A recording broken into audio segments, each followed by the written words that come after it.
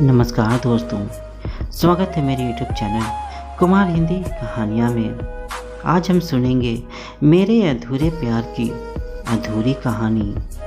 दोस्तों, प्यार वो एहसास है जो हर किसी को नहीं होता, लेकिन जब होता है तो लगता है मानो इसमें केवल डूबे ही रहें। और हाँ दोस्तों, सच्चा प्यार किसी को भी और कभी भी हो सकता है। दोस्तों, यह कहानी भी एक ऐसे ही एहसास की है, इसलिए कहानी पूरा ज़रूर सुनिएगा। शाम का समय था। मैं अपने दोस्तों का स्टेशन के बाहर इंतज़ार कर रहा था। हम लोगों का बाहर कहीं घूमने जाने का प्लान था और मैं जल्दी पहुंच गया था। कुछ समझ नहीं आ रहा था कि मैं क्या करूं। मैं स्टेशन के पास जाकर बैठ गया। तभी कुछ ऐसा हुआ जिससे मेरी ज़िंदगी एक अलग मोड़ लेने वाली थी। स्टेशन की तरफ मैं देख ही रहा था कि मेरा दोस्त आया कि नहीं। तभी अचानक से मेरी नज़र एक लड़की पर पड़ी। वो जो वक्त था मैं पूरी तरह थम सा गया था। मैं सब भूल गया था कि मैं कहाँ हूँ, क्यों हूँ। मेरी आंखें उस लड़की की तरफ से हट ही नहीं रही थी। मैं बस उसे देखते ही जा रहा था। उसका मासूम सा चेहरा, उसकी छोटी छोटी आंखें, उसके मासूम से चेहरे पे वो मासूम सी उसकी हंसी, जैसे मानो कोई परी हो। वो उसे देख पहली नज़र में मानो कुछ होने लगा था। क्या वो प्यार था? मुझे नहीं पता। बस दिल बोल रहा था कि मेरे दोस्त कुछ देर बाद आए या ये वक्त बस यहीं रुक जाए। मुझे उसका नाम जानना था, उसके बारे में कुछ पता करने को दिल कर रहा था, लेकिन कैसे करूं? कुछ समझ नहीं आ रहा था। मैंने मन ही मन भगवान से प्रार्थना किया कि मुझे ये लड़की मेरी ज़िंदगी में चाहिए। वो मेरी आंखों से दूर जा रही थी। मुझे रोकना था उसे, उससे दोस्ती करनी थी, उसे अपने दिल की बात बतानी थी, लेकिन कैसे? यही सवाल बस मेरे मन में बार बार आ रहा था और मुझे बेचैन किए जा रहा था। मैंने सोचा कि काश मुझे उसका नाम पता चल जाता। तभी भगवान ने चमत्कार कर दिया। पीछे से एक लड़की ने आवाज़ लगाई, प्रिया, मैं यहाँ हूँ। उसने तुरंत पीछे मुड़कर देखा और उसके पास चली गई। तभी मैं समझा कि उस लड़की का नाम प्रिया था। मैं खुश हो गया और मन ही मन उस लड़की को धन्यवाद किया, क्योंकि उसी की वजह से मुझे उसका नाम पता चला। बस तभी मैंने ठान लिया कि अब उसे अपना बनाना है, उसे अपनी ज़िंदगी में लाना है। और मैं उसके पीछे जाने लगा कि तभी अचानक से एक हाथ मेरे कंधे पर आया। पीछे देखा तो मेरा दोस्त आ गया था। अब मैं क्या बोलूं उससे, कैसे मना करूं उसे, कैसे जाऊं मैं अब उसके पीछे? मैं इसी सोच में लगा रहा। तब तक वो मेरी आंखों से दूर जा चुकी थी। दिल मानो रोने लगा था। मुझे मानो ऐसा लगा कि जैसे सब कुछ एक सपना सा था बस, और आंखें खुलते ही वो सपना टूट गया। मैं वहाँ से अपने दोस्त के साथ चला गया, लेकिन पूरे रास्ते मैं बस उसी के बारे में सोचता रहा। मानो मेरा दिल अब उसके ख्याल से निकलने के लिए तैयार ही नहीं था। एक दो दिन में हम लोग घूम फिर कर अपने अपने घर चले गए। अगले दिन मैं कॉलेज के लिए तैयार हो गया और कॉलेज पहुंचा और अपनी क्लास में जाकर बैठ गया।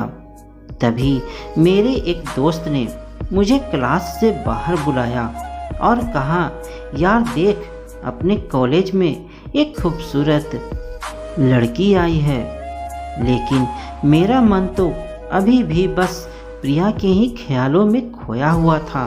मेरी आंखों से उसका चेहरा मानो हट ही नहीं रहा था। मेरा दोस्त मुझे बार बार आवाज़ दिए जा रहा था।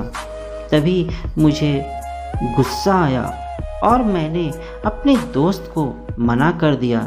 लेकिन मेरा दोस्त ज़बरदस्ती मुझे क्लास से बाहर ले गया। लेकिन जैसे ही मैंने उस लड़की को देखा तो मानो जैसे मेरी खुशी का ठिकाना ही नहीं रहा। मैं खुद को रोक ही नहीं पा रहा था और मुझे समझ में नहीं आ रहा था कि अब मैं क्या करूं। मैंने कुछ नहीं कहा, बस अपने दोस्त के गले लग गया। तभी मेरे दोस्त ने मुझसे पूछा कि क्या हुआ। दोस्त उसे देखकर इतने खुश क्यों हो गए। तो मैंने उसे अपने एक तरफे प्यार के बारे में और स्टेशन वाली सारी बात बता दी। तब उसने कहा कि यार, तेरा प्यार सच्चा है, तभी तो वो आज तेरे सामने एक बार फिर से आ गई है।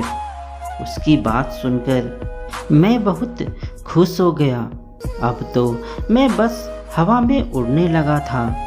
कुछ दिन बस प्रिया को यूं ही देखते हुए बीत गया। फिर एक दिन मेरे दोस्त ने कहा कि जा कह दे आज प्रिया से अपने दिल की बात। लेकिन मैं डरता था कि वो क्या कहेगी, क्या लगेगा उसे ऐसी बातों से। यही सोच के मैं हमेशा रुक जाता था। मैं सोचने लगता था कि कहीं वो मेरी बातें सुनकर मुझसे दूर ना हो जाए, क्योंकि मैं उससे दूर नहीं होने चाहता था। अब मेरी प्रिया से थोड़ी बहुत बातें होने लगी थी। मुझे ये एहसास भी हो गया था कि शायद प्रिया भी मुझे पसंद करती थी, लेकिन वो भी कभी मुझे कुछ न कहती।